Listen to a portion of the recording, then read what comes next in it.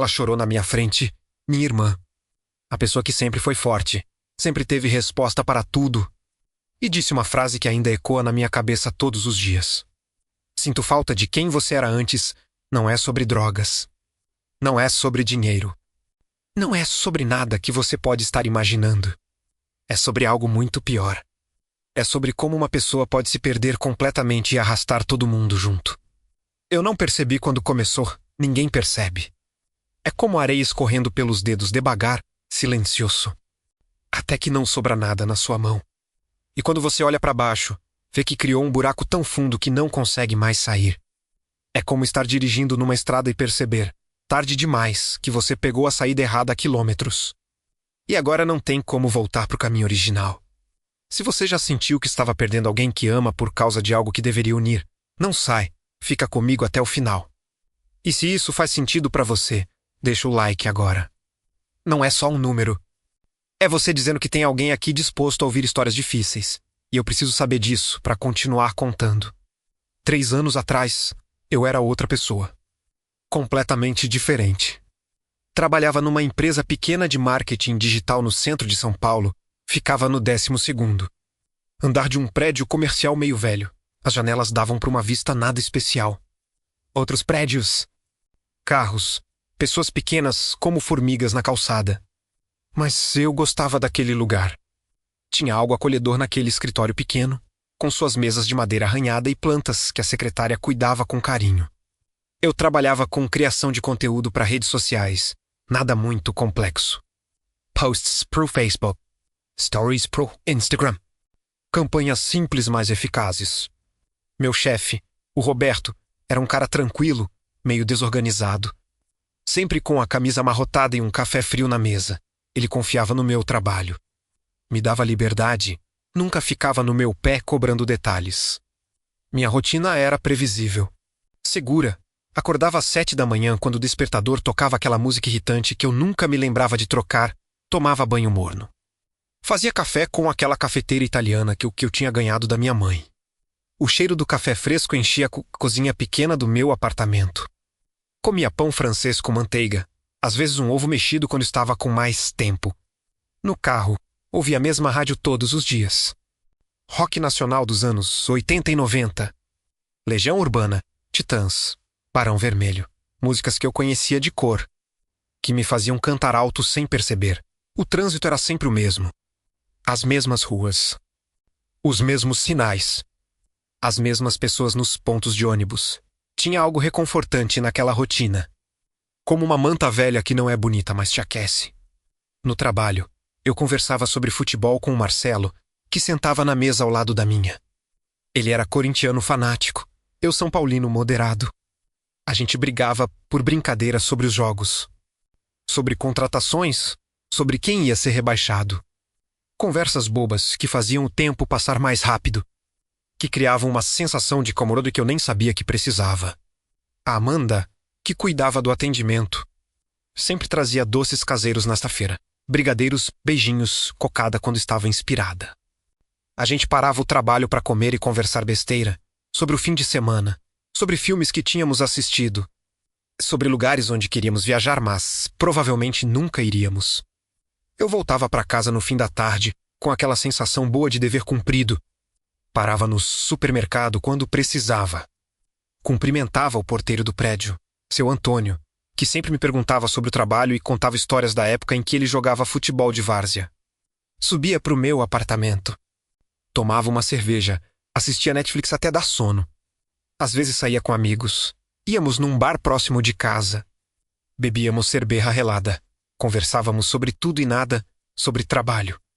Sobre relacionamentos. Sobre planos que talvez nunca saíssem do papel. Eu ria muito naqueles encontros. Ria da forma como o Pedro imitava o chefe dele. Da forma como o Lucas contava as trapalhadas no Tinder. Da forma como a gente reclamava da vida, mas no fundo sabia que estava tudo bem. Minha vida era simples, às vezes até meio chata. Mas era minha. E eu gostava dela, sim. Tinha uma sensação de estabilidade, de pertencimento.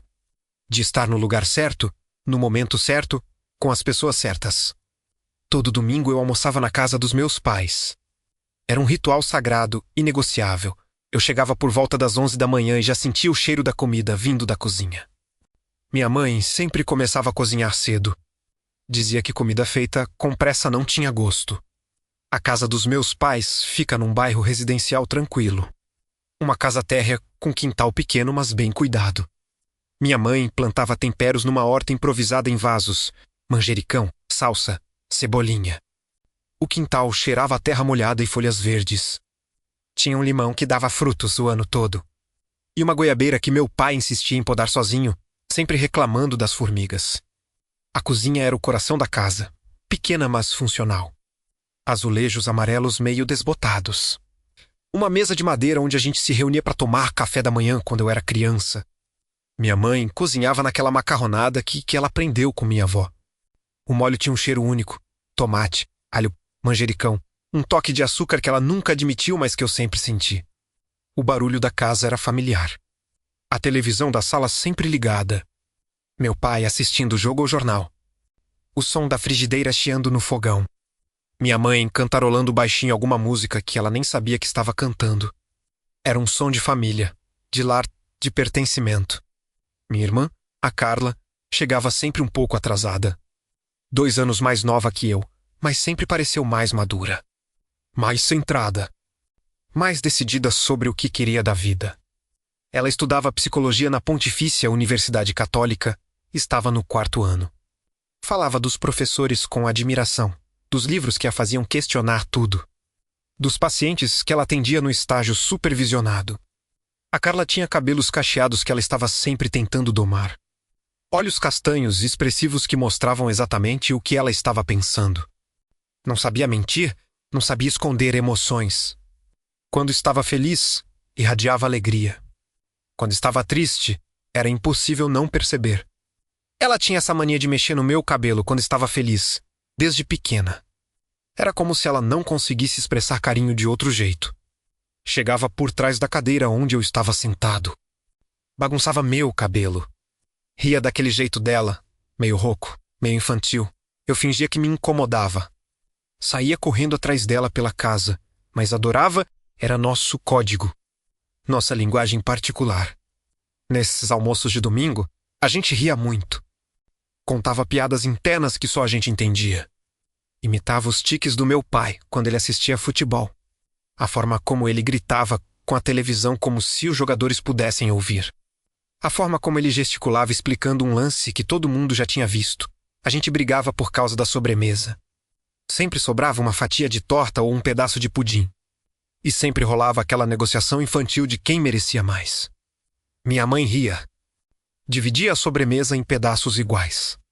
Dizia que éramos uns bobos, mas fazia com tanto carinho que a gente sabia que ela adorava aquelas brigas bobas. Eu me senti em casa ali, literalmente, mas também emocionalmente. Era o lugar onde eu podia ser eu mesmo sem filtro, sem máscaras, sem pretensões. Podia contar sobre os problemas no trabalho, sobre a menina que eu estava conhecendo, sobre os planos para o futuro que ainda eram vagos, mas me empolgavam. A Carla contava sobre a faculdade com entusiasmo genuíno, sobre os professores que a inspiravam, sobre as teorias que ela estava aprendendo, sobre os casos clínicos que a faziam questionar suas próprias certezas. Ela falava com paixão sobre a possibilidade de ajudar pessoas, de fazer diferença na vida de alguém. Meus pais ouviam com atenção, faziam perguntas. Se interessavam genuinamente pelos nossos mundos. Minha mãe sempre perguntava se eu estava comendo direito, se estava dormindo o suficiente, se precisava de alguma coisa. Meu pai queria saber sobre meus colegas de trabalho, se eu estava feliz com o que fazia, se via futuro naquela empresa. Quando eu saía de lá no fim da tarde, sempre sentia aquela sensação boa de pertencimento, de estar no lugar certo, com as pessoas certas, de ser amado exatamente como eu era. Dirigia para casa cantando no carro, planejando a semana que estava começando, sentindo que tudo estava no seu devido lugar. Eu não sabia que aqueles eram os últimos domingos normais da minha vida, que em poucos meses eu estaria evitando aqueles almoços, arrumando desculpas para não ir, transformando momentos de alegria em campos de batalha ideológicos. A mudança começou de um jeito que parecia inocente. Uma live no YouTube numa safeira à noite de março. Eu estava em casa, sozinho, meio entediado. Tinha cancelado um encontro com a Marina, a menina que eu estava conhecendo. Ela tinha ficado gripada. Os amigos estavam ocupados. Não tinha nada interessante na Netflix. Estava navegando sem rumo quando vi a thumbnail de uma live que estava acontecendo. A verdade sobre a economia brasileira que ninguém te conta. O cara da foto parecia sério, intelectual. Tinha gráficos ao fundo. Dezenas de milhares de pessoas assistindo ao vivo. Cliquei por curiosidade. Só para ter algo para assistir enquanto comia uma pizza congelada que estava esquentando no forno. O cara se chamava Eduardo Martinelli. Dizia ser economista formado pela FGV, falava de um jeito pausado, professoral. Usava óculos de grau que lhe davam um ar acadêmico. Tinha uma estante cheia de livros atrás dele. A iluminação era profissional. Tudo parecia sério, confiável. Ele começou falando sobre inflação. Sobre como os números oficiais não refletiam a realidade. Sobre como o governo maquiava estatísticas para esconder a verdadeira situação econômica do país. Mostrava gráficos, citava fontes. Fazia conexões que eu nunca tinha pensado. O que mais me impressionava era a forma como ele explicava conceitos complexos de um jeito simples. Ele não usava jargões econômicos que eu não entendia. Não falava de cima para baixo. Parecia genuinamente interessado em educar. Em compartilhar conhecimento. E o mais importante, ele fazia eu me sentir inteligente. Como se eu estivesse descobrindo verdades que outras pessoas não viam. Como se eu fosse especial por estar ali, naquele momento, aprendendo aquelas informações privilegiadas.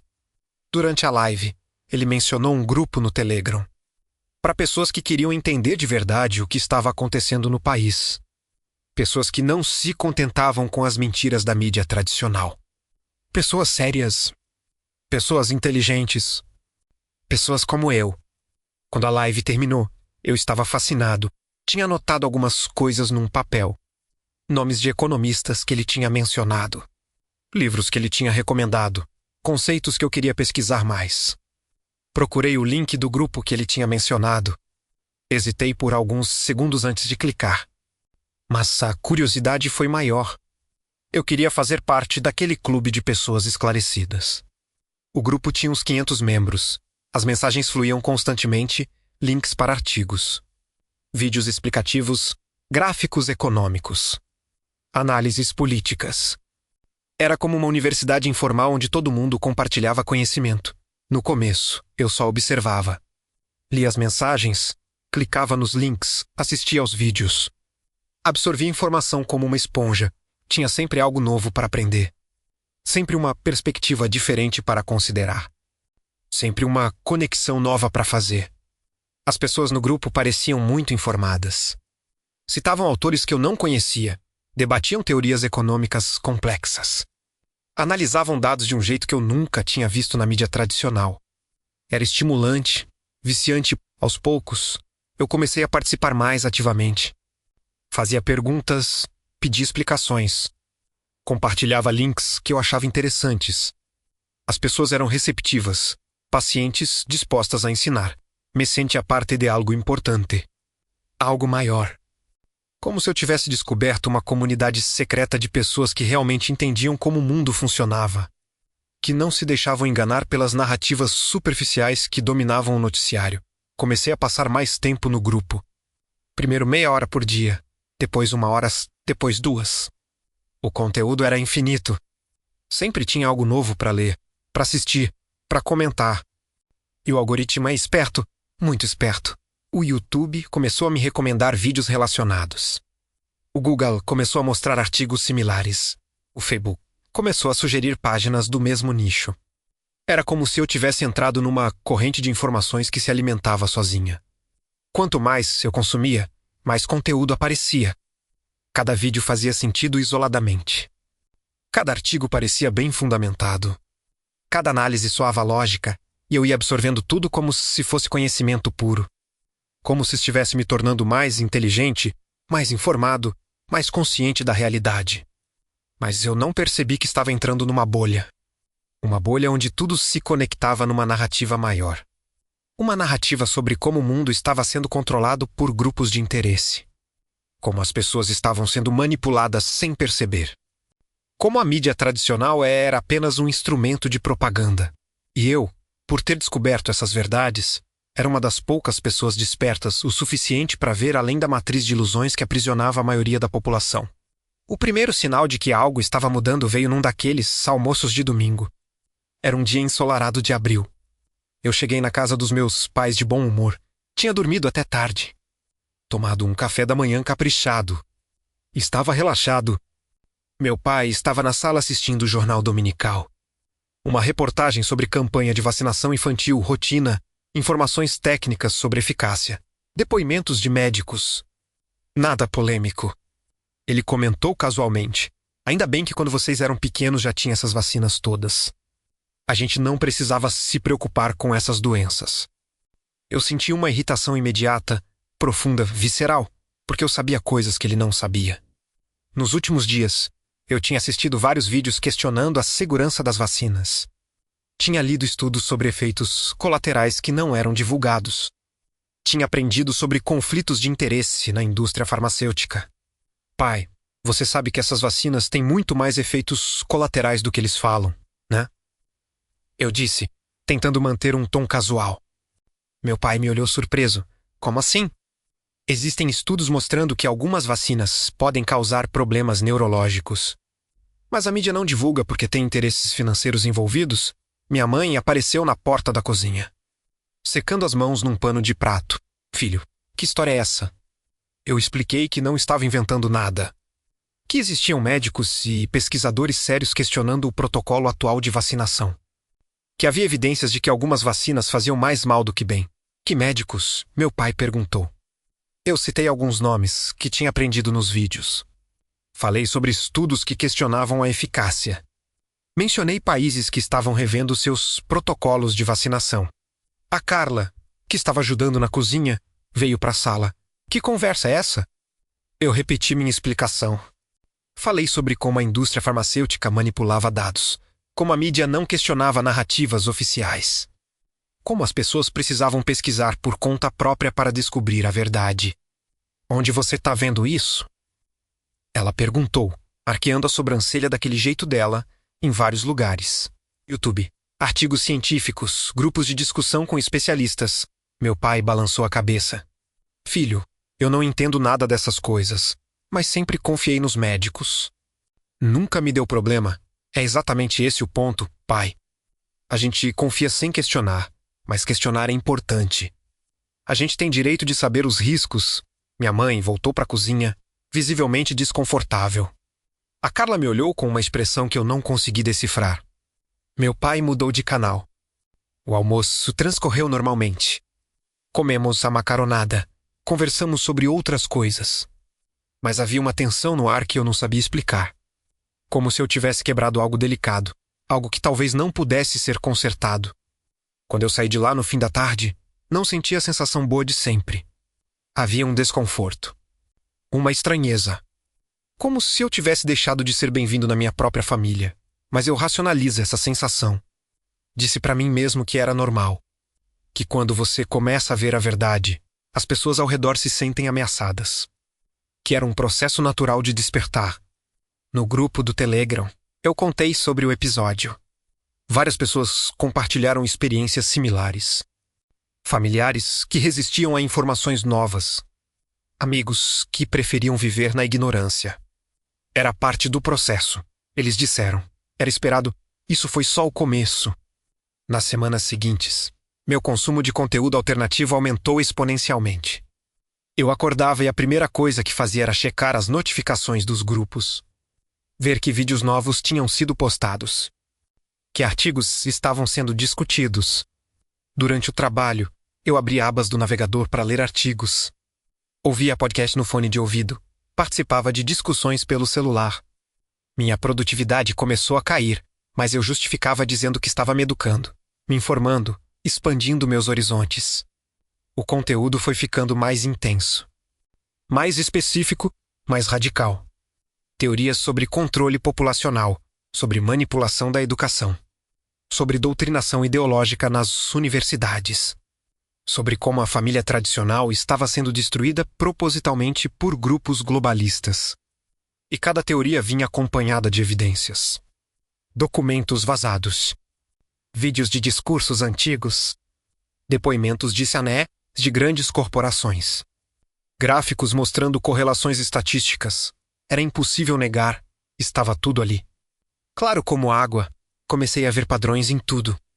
Na publicidade, na televisão, nos filmes do cinema, nas músicas que tocavam no rádio, nas aulas que a Carla contava da faculdade.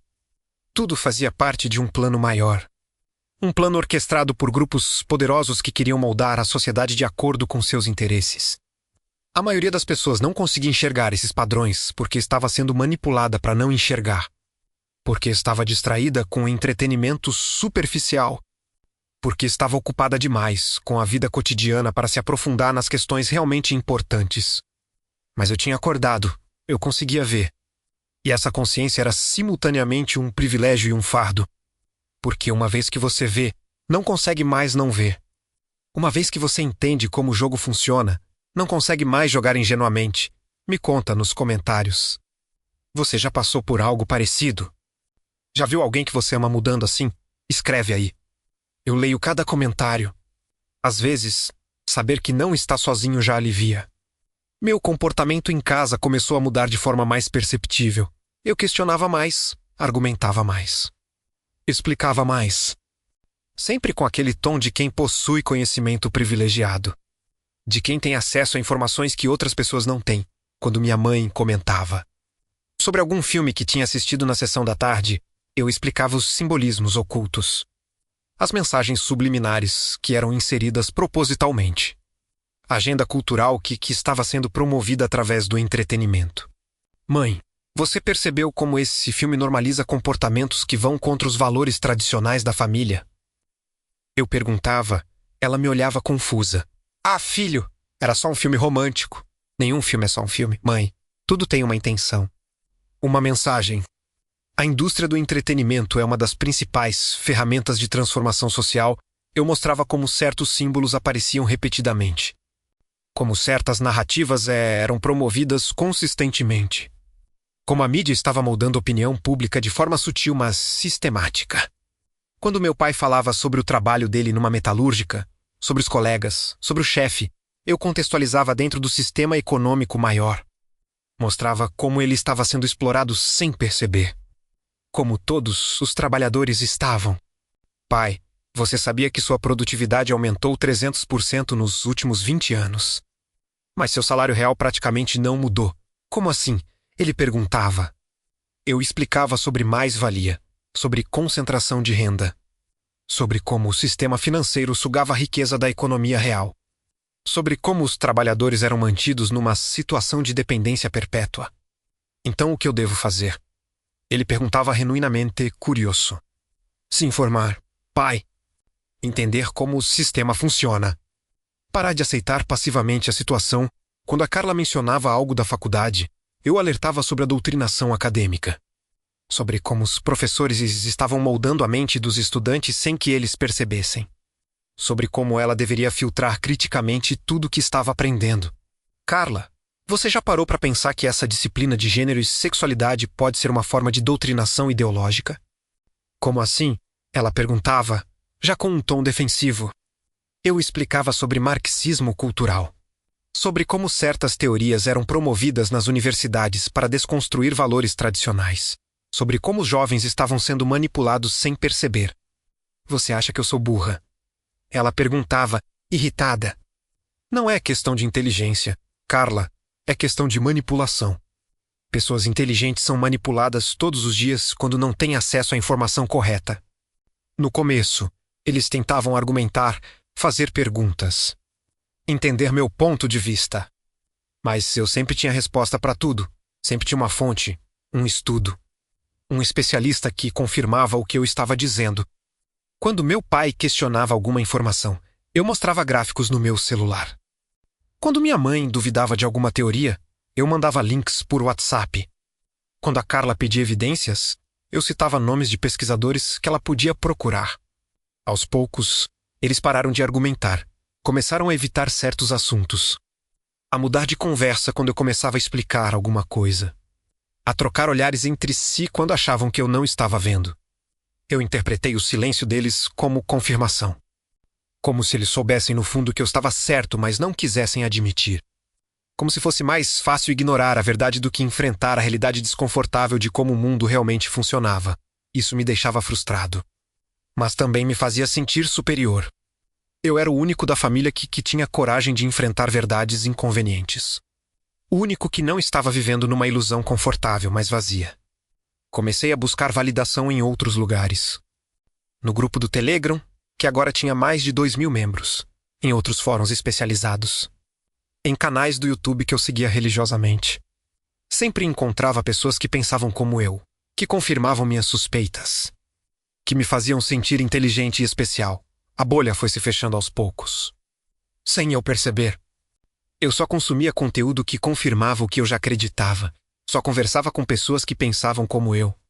Só frequentava espaços virtuais onde minhas opiniões eram validadas e reforçadas. E quando alguém de fora da bolha tentava questionar alguma coisa, eu já tinha argumentos prontos. Já sabia como desconstruir qualquer objeção. Como mostrar que a pessoa estava mal informada. Como provar que eu estava certo e ela estava errada. Foi numa dessas discussões que eu perdi meu primeiro amigo. O João era meu amigo desde o colégio.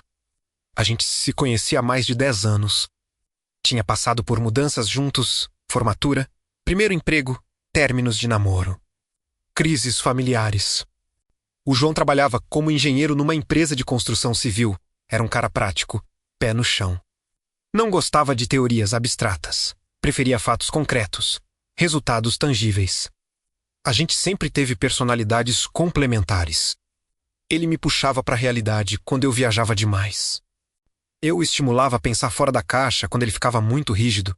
A gente se falava quase todo dia pelo WhatsApp. Saía junto nos fins de semana. Conhecia a família um do outro. Era daqueles amigos de verdade, de confiança. Que você liga quando está com um problema. Que você chama quando quer comemorar. Numa sexta-feira de maio, a gente marcou de se encontrar num bar próximo da casa dele. Era nosso ritual. Toda sexta a gente tentava se ver, beber uma cerveja. Colocar o papo em dia, descomprimir da semana. O bar era pequeno. Meio escuro. Com mesas de madeira arranhada e cadeiras desconfortáveis.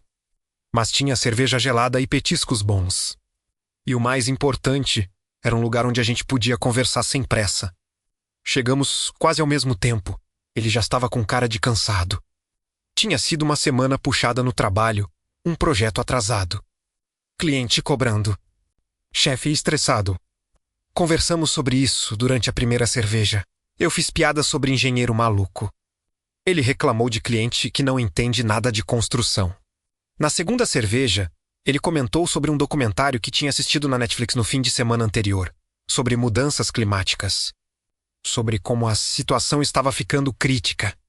Sobre como talvez fosse hora de todos nós mudarmos alguns hábitos. Cara, que documentário impressionante, ele disse. Fiquei até preocupado. A gente precisa fazer alguma coisa, né? Eu ri. Não um riso maldoso, mas um riso de quem sabe algo que a outra pessoa não sabe. Um riso de superioridade disfarçada de diversão. João, você sabe que mudança climática é uma narrativa criada para justificar mais controle sobre nossas vidas, né? Ele parou com um copo na metade do caminho para a boca. Como assim? É uma forma de criar pânico para justificar mais impostos, mais regulamentações, mais interferência do Estado na economia. Mas os dados são claros. Cara, os próprios cientistas estão falando que cientistas... Eu interrompi. Você sabe que existe uma pressão enorme na comunidade científica para seguir a narrativa oficial? Que quem questiona perde financiamento? Comecei a explicar como os dados climáticos eram manipulados. Como os modelos computacionais eram ajustados para produzir resultados alarmistas. Como havia ciclos naturais que explicavam as variações de temperatura. O João tentou argumentar. Falou sobre derretimento de geleiras. Sobre eventos climáticos extremos. Sobre consenso científico. Mas eu tinha resposta para tudo. Mostrei no meu celular gráficos que contradiziam os dados oficiais. Citei cientistas que discordavam do consenso. Expliquei como as geleiras sempre derreteram e se formaram em ciclos naturais. De onde você está tirando isso? Ele perguntou. De várias fontes. Tem muito material disponível se você souber onde procurar. Mostrei alguns canais do YouTube que eu seguia. Mencionei sites especializados. Falei sobre grupos de discussão onde participavam climatologistas independentes. A conversa foi esquentando. Ele começou a ficar irritado. Disse que eu estava falando bobagem, que estava acreditando em teorias da conspiração. Isso me deixou furioso. Porque eu sabia que não eram teorias da conspiração. Eram fatos, dados, evidências, e ele estava sendo ignorante por se recusar a considerar informações que contradiziam sua visão de mundo. João, você está sendo ingênuo. Você acha que pessoas com trilhões de dólares em jogo não seriam capazes de manipular narrativas? Cara, que paranoia é essa? Não é paranoia, é realidade. Você precisa se informar melhor antes de formar opinião. Aumentei o tom, gesticulei, bombardeei ele com informações. Com links que eu tinha salvado no celular. Com nomes de especialistas que ele podia pesquisar. Com gráficos que mostravam a inconsistência dos dados oficiais. O João balançou a cabeça. Bebeu o resto da cerveja num gole só, se levantou e disse: Cara, você mudou. Não sei o que aconteceu contigo, mas você não é mais o mesmo. Colocou dinheiro na mesa para pagar sua parte. Pegou as chaves. Quando você voltar ao normal, me liga. Saiu do bar e me deixou sozinho. Fiquei ali por alguns minutos, mexendo no celular, tentando entender o que tinha acontecido. Por que ele não conseguia ver algo tão óbvio? Por que preferia acreditar numa mentira confortável em vez de enfrentar a verdade desconfortável? Pedi mais uma cerveja. Fiquei pensando na reação dele, na forma como ele tinha me olhado. Como se eu fosse um estranho. Como se ele não me reconhecesse. Dirigi para casa em silêncio. As luzes da cidade passavam borradas pela janela. O trânsito estava leve. Música baixa no rádio. E pela primeira vez em meses, eu senti um vazio estranho. Uma solidão que eu não conseguia explicar. Mas quando cheguei em casa e abri o notebook, encontrei várias pessoas no grupo contando histórias parecidas. Amigos que não conseguiam aceitar a verdade. Familiares que preferiam viver na ignorância. Colegas que se afastavam quando eram confrontados com fatos inconvenientes. Era normal, eles disseram, era esperado. Fazia parte do processo de despertar. Quando você começa a ver a realidade, as pessoas ao redor se sentem ameaçadas. Porque sua consciência expõe a ignorância delas. Não desista, uma das mensagens dizia. Você está plantando sementes. Um dia elas vão germinar, eles vão agradecer no futuro, dizia outra. Quando perceberem que você estava certo, eu não estava sozinho, eu estava certo. E o João, eventualmente, ia entender isso. 3 semanas depois, o João tentou me ligar. Deixou uma mensagem no WhatsApp. Disse que sentia falta das nossas conversas. Que queria conversar. Que talvez a gente pudesse concordar em discordar sobre algumas coisas, mas continuar sendo amigos. Eu li a mensagem e senti uma pontada de saudade. Lembrei das risadas que a gente dava juntos. Das conversas sobre futebol.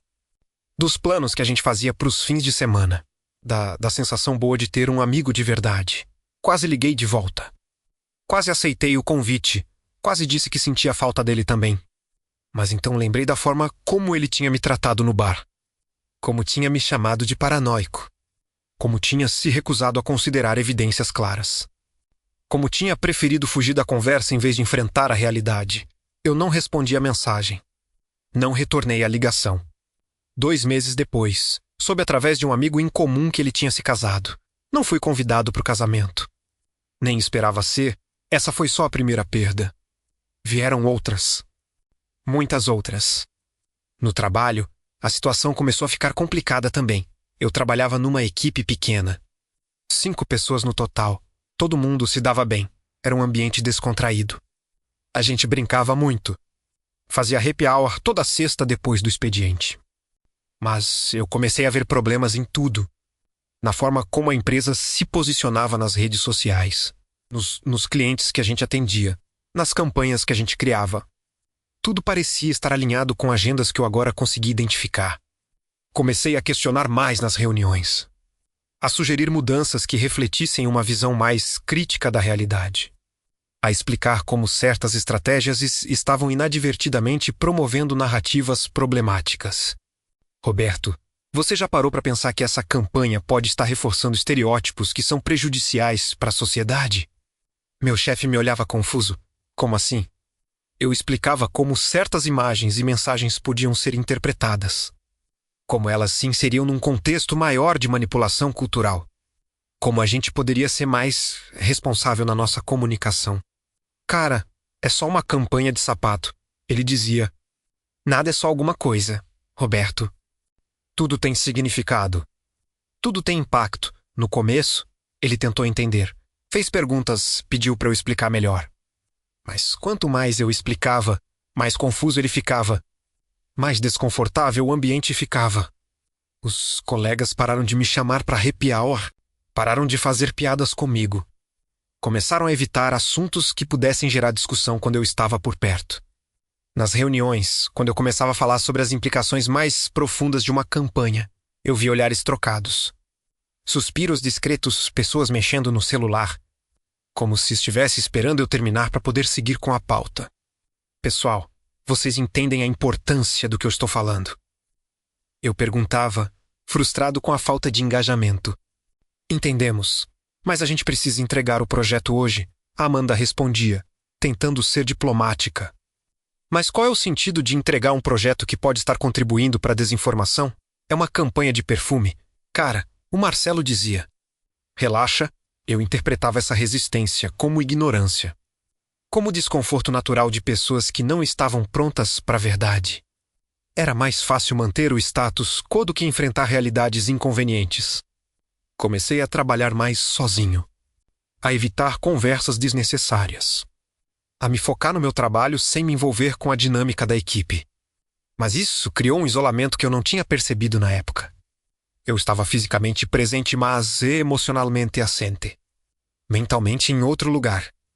Pensando nas discussões que estava tendo nos grupos online, nos vídeos que queria assistir quando chegasse em casa. Nas teorias que queria pesquisar mais a fundo. Minha produtividade caiu drasticamente. Eu não conseguia me concentrar nas tarefas. Ficava distraído. Checava o celular constantemente. Participava de discussões em tempo real nos grupos do Telegram. O Roberto me chamou para conversar algumas vezes. Perguntou se estava tudo bem. Se eu estava passando por algum problema pessoal. Ofereceu ajuda, sugeriu que eu tirasse uns dias de folga. Está tudo normal, eu dizia. É só uma fase de questionamento. Logo passa, mas não passava, só piorava. E ele começou a ficar preocupado com o impacto na equipe. Se você chegou até aqui, se inscreve no canal agora sério. O que vem a seguir é a parte mais difícil de contar. E eu preciso sentir que tem gente do outro lado realmente disposta a ouvir até o fim. Não julgar, só ouvir. Em casa, a situação foi piorando progressivamente. Os almoços de domingo começaram a ficar tensos. Eu chegava já preparado para discutir. Já esperando que alguém falasse algo que eu pudesse corrigir ou complementar com informações mais precisas. Minha mãe tentava desesperadamente manter a paz. Falava sobre o tempo, sobre os vizinhos. Sobre receitas que tinha aprendido com as amigas. Coisas seguras, neutras. Que não pudessem gerar debate. O seu Joaquim da esquina aposentou. Ela dizia. Depois de 40 anos trabalhando no mesmo lugar, 40 anos sendo explorado, você quer dizer? Eu respondi automaticamente. Filho, não, mãe.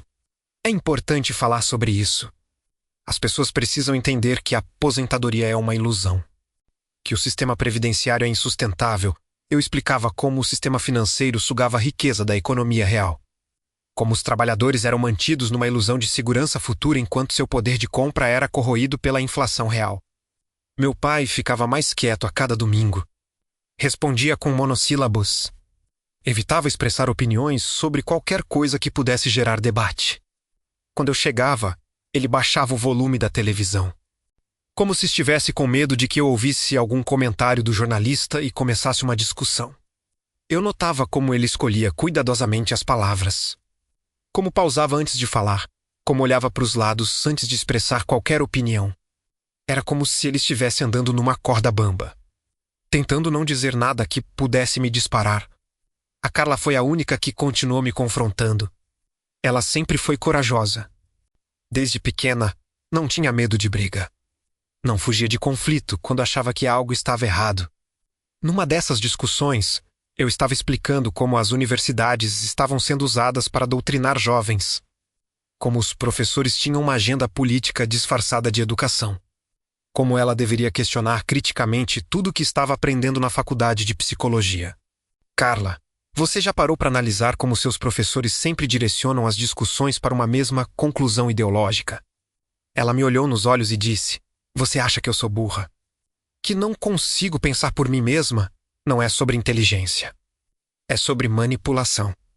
Pessoas muito inteligentes podem ser enganadas quando não têm acesso à informação correta. Que informação? Ela perguntou, com um tom que eu não consegui interpretar. Esses vídeos do YouTube que você fica assistindo o dia inteiro? Não são vídeos aleatórios. São especialistas. Pessoas com anos de experiência. Com dados comprovados. Especialistas em quê? Ela insistiu. Porque eu estou estudando psicologia há 3 anos e nunca ouvi falar de nenhum desses caras que você cita. É exatamente esse o problema. Carla, a academia censura vozes dissidentes. Você só está sendo exposta a uma versão filtrada da realidade. Ou talvez você que está numa bolha. Ela disse baixinho. A palavra bolha me irritou profundamente. Era exatamente o tipo de acusação que pessoas faziam quando não conseguiam argumentar com fatos. Eu estou numa bolha? Eu que pesquiso em fontes diversas? Que busco perspectivas alternativas? Que questiono narrativas dominantes? Você pesquisa em fontes que confirmam o que você já acredita. Ela respondeu. Isso não é diversidade. Isso é viés de confirmação, viés de confirmação. Mais um termo que ela tinha aprendido na faculdade para deslegitimar questionamentos válidos. Carla, você está sendo condicionada a usar esses termos para descartar informações que não se encaixam na narrativa oficial.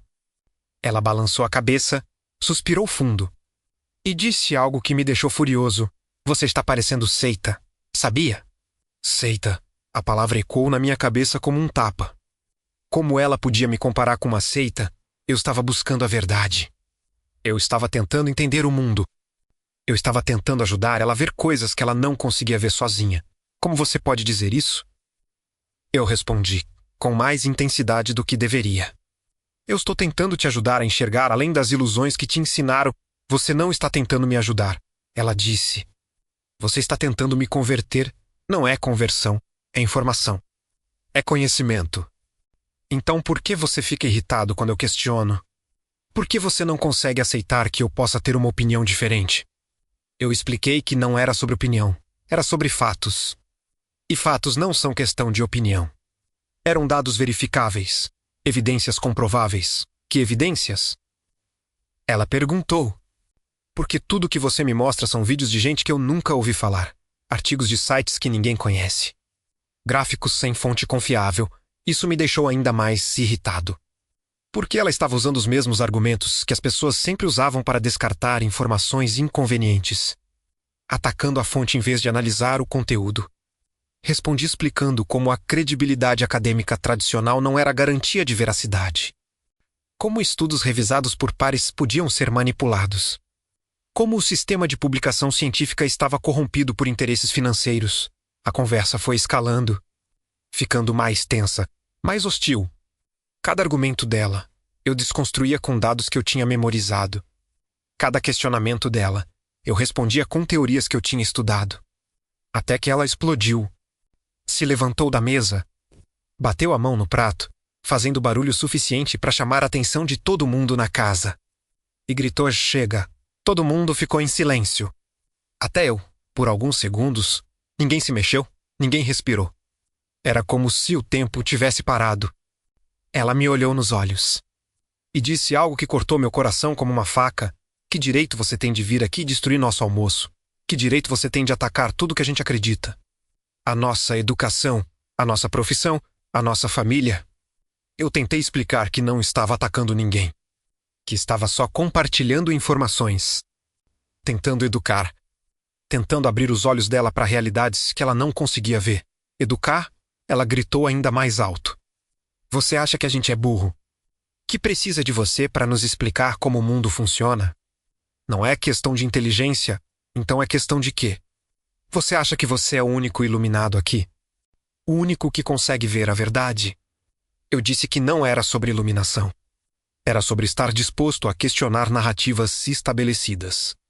Sobre não aceitar passivamente tudo que nos ensinaram. Narrativas estabelecidas. Ela repetiu com ironia. Você virou um disco arranhado. Só fala essas frases prontas. Esses jargões que você decorou na internet. Isso me irritou profundamente. Porque eu não estava falando frases prontas. Estava expressando convicções genuínas. Conhecimento adquirido através de muito estudo e reflexão. Eu não estou falando frases prontas. Eu estou tentando compartilhar informações importantes. Você não compartilha mais nada. Ela disse, com a voz começando a tremer. Você prega. Você doutrina. Você julga. Você condescende. Eu só quero que vocês entendam. Não, ela gritou. Você não quer que a gente entenda. Você quer que a gente concorde. Você quer que a gente seja igual a você. E então ela começou a chorar, não um choro de raiva. Um choro de tristeza profunda, de dor, de perda genuína. As lágrimas escorriam pelo rosto dela enquanto ela falava, a voz embargada. Os ombros tremendo. Você não é mais meu irmão, ela disse entre soluços. Não sei quem é essa pessoa, mas não é você. E então ela disse a frase que me persegue até hoje, a frase que mudou tudo. Que quebrou algo dentro de mim que eu nem sabia que existia. Eu sinto falta de quem você era antes. A frase me atingiu como uma bala. Não pelo tom de raiva, mas pelo tom de amor, de saudade genuína. De uma dor que vinha do fundo da alma. Ela não estava atacando. Estava lamentando, estava chorando a morte de alguém que ainda estava vivo. Ela não estava falando com raiva. Estava falando com amor. Com saudade. Com uma dor genuína de alguém que tinha perdido uma pessoa querida e não sabia como recuperá-la. Antes de quê? Eu perguntei, sem conseguir esconder que a frase tinha me abalado. Antes de você virar isso, ela disse, gesticulando na minha direção. Antes de você parar de rir. Antes de você parar de brincar. Antes de você parar de se importar com coisas pequenas. Antes de você parar de ouvir. Antes de você parar de ser humano. Ela limpou as lágrimas com as costas da mão. Respirou fundo, tentou se recompor. O meu irmão era engraçado, era carinhoso. Era curioso sobre as pessoas. Perguntava como eu estava. Se interessava pela minha vida, contava piadas. Ria das próprias piadas. Bagunçava meu cabelo quando estava feliz. A voz dela foi ficando mais baixa, mais triste, mais nostálgica. Meu irmão assistia filme comigo sem ficar analisando o simbolismo oculto. Ouvia música sem procurar mensagem subliminar. Conversava sobre besteiras sem transformar tudo numa aula de geopolítica.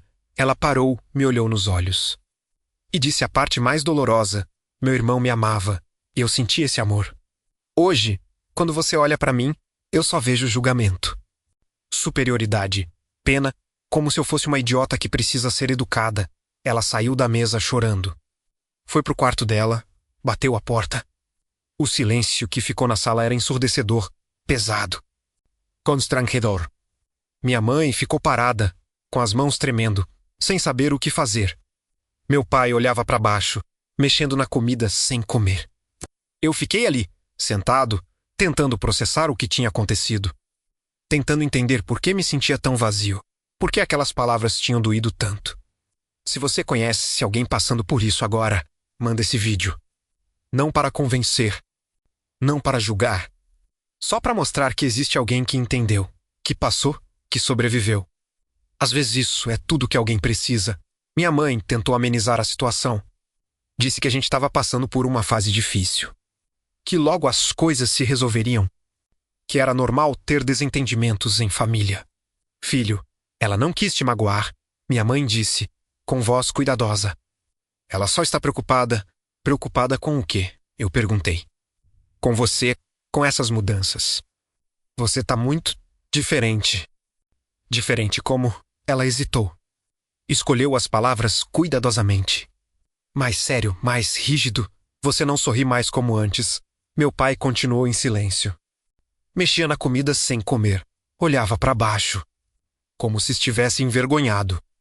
Como se tivesse falhado como pai por não saber como lidar com a situação. Eu me levantei. Disse que era melhor eu ir, que não queria causar mais problemas. Que talvez fosse melhor eu não vir por um tempo. Não precisa disso, filho. Minha mãe disse. A gente resolve conversando. Não tem nada para resolver, mãe. Eu só estou tentando ajudar vocês a entenderem melhor o mundo.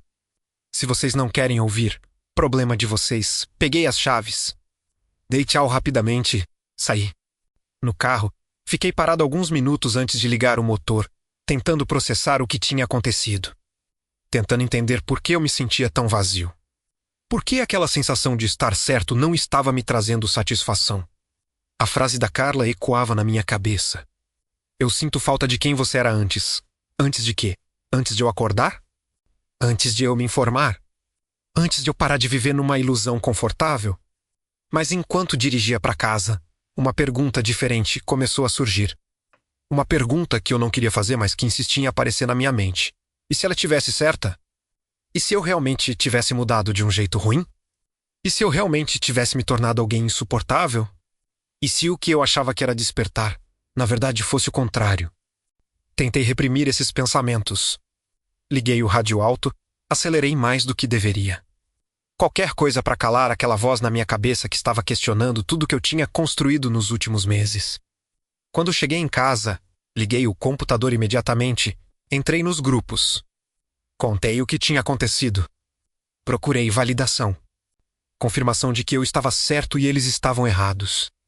E encontrei, como sempre, várias pessoas com histórias parecidas, famílias que não conseguiam aceitar a verdade.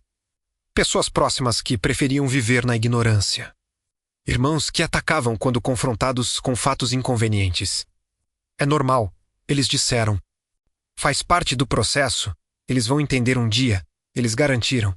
Você está plantando sementes, eles consolaram. A verdade dói no começo, eles explicaram. Mas, pela primeira vez em meses, aquelas respostas não me trouxeram alívio. Não me fizeram sentir melhor. Pareciam vazias, mecânicas.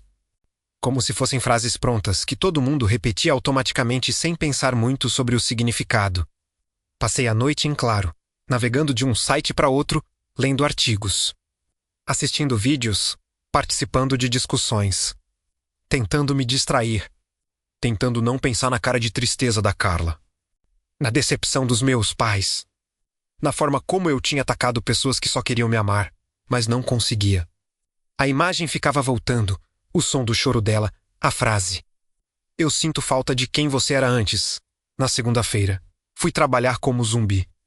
Não conseguia me concentrar em nada. Ficava pensando no domingo, repassando a conversa, tentando entender onde tudo tinha dado errado.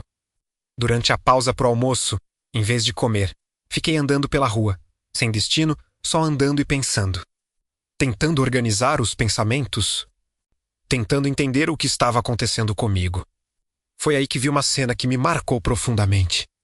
Na praça próxima do escritório, tinha um pai brincando com a filha pequena. Ela devia ter uns 4 anos. Cabelo cacheado preso com um elástico cor-de-rosa, sorriso banguela, olhos brilhando de alegria pura. Eles estavam no balanço. Ele empurrava devagar, ela ria, pedia mais alto, papai! Mais alto, e ele obedecia, empurrava mais forte. Ela gritava de alegria, de pura felicidade. Aquele tipo de felicidade que sua criança consegue sentir, total, completa, sem reservas. Eu fiquei ali parado, observando aquela cena. E de repente, como um filme passando na minha cabeça, me lembrei da minha infância. Das vezes que meu pai me levava naquela mesma pracinha. Do jeito como ele me empurrava no balanço. Da forma como eu me sentia seguro, amado, protegido, lembrei da sensação de voar quando o balanço subia alto. Do vento batendo no rosto. Da risada do meu pai quando eu gritava de medo e alegria ao mesmo tempo. Da forma como ele segurava o balanço quando eu queria descer. Como se ele fosse meu super particular. Lembrei da Carla pequena. De como ela corria atrás de mim pela casa. De como a gente brincava de esconde-esconde. De como ela chorava quando eu não queria brincar com ela porque estava ocupado com videogame. Lembrei dos domingos em família quando éramos pequenos. Das risadas que não paravam. Das brincadeiras bobas. Da sensação de pertencimento. De ser amado exatamente como eu era, sem condições. Sem julgamentos, sem necessidade de provar nada. E então me bateu uma pergunta devastadora. Quando foi a última vez que eu me senti assim? Quando foi a última vez que eu ri de verdade? Quando foi a última vez que eu me senti conectado com alguém de forma genuína? Tentei lembrar. Procurei na memória algum momento recente de alegria pura, de conexão real, de amor sem reservas. Não consegui encontrar, porque a verdade é que fazia meses que eu não sentia nada disso. Fazia meses que eu só sentia raiva, frustração, superioridade e solidão. Muita solidão. Voltei para o escritório ainda mais confuso. Sentei na minha mesa, liguei o computador. Mas não conseguia trabalhar. Não conseguia parar de pensar naquela cena da pracinha. Naquela felicidade simples que eu tinha perdido sem perceber. Abri o navegador e entrar nos grupos como sempre. Checar as discussões. Ver que novidades tinham aparecido, mas hesitei. Por alguns segundos, fiquei olhando para a tela sem clicar em nada. Em vez disso, digitei no Google como saber se você está numa bolha de informação. Li alguns artigos sobre viés de confirmação, sobre câmaras de eco, sobre como algoritmos criam realidades paralelas, sobre como pessoas inteligentes podem ser manipuladas quando só consomem informações que confirmam suas crenças pré-existentes. E aos poucos, muito devagar, algumas coisas começaram a fazer sentido. Como eu só consumia conteúdo que confirmava o que eu já acreditava. Como eu só conversava com pessoas que pensavam exatamente como eu. Como eu descartava automaticamente qualquer fonte que contradissesse minha visão de mundo. Como eu tinha desenvolvido respostas prontas para qualquer questionamento. Como eu me sentia superior às pessoas que discordavam de mim. Como eu tinha perdido a capacidade de ouvir. De verdade, sem formular contra-argumentos na minha cabeça. Era exatamente isso que eu estava fazendo tudo, cada item da lista. Pausa um segundo, respira e me responde nos comentários. Você já fez uma escolha que sabia que ia machucar alguém. Mas fez mesmo assim? Não precisa dar detalhes. Só precisa ser honesto. Comigo e com você mesmo. Admitir isso era terrível. Porque significava que talvez eu estivesse errado sobre tudo. Talvez eu tivesse desperdiçado meses da minha vida. Talvez eu tivesse perdido pessoas importantes por causa de uma ilusão que eu mesmo tinha criado. Fechei o navegador. Tentei voltar ao trabalho, mas não conseguia parar de pensar. A dúvida tinha entrado na minha cabeça como um vírus. E estava se espalhando rapidamente.